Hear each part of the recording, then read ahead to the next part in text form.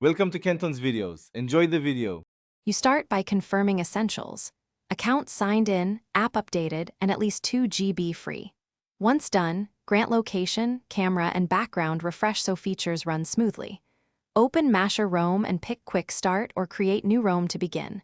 You'll see a guided setup. Follow on-screen prompts to name the Roam and select base map. Make sure to accept any device permission dialogues. Skipping them limits functionality. Now, you're ready to move into the mapping workflow.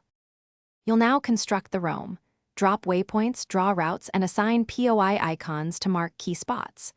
Once those are placed, use layers to organize content, toggle visibility, lock finished layers, and rename for clarity.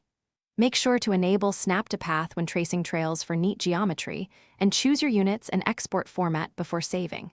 If you need precision, zoom in and switch to satellite view. This helps you align routes with real-world features and avoid errors later. You finish by validating the roam, run a quick simulation or preview playback to confirm timing and alignment. Once satisfied, export to GPX or KML or generate a share link and set access permissions.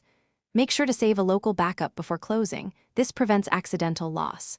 If something goes wrong, like sync or export failing, toggle the network, force refresh the app, and re-login.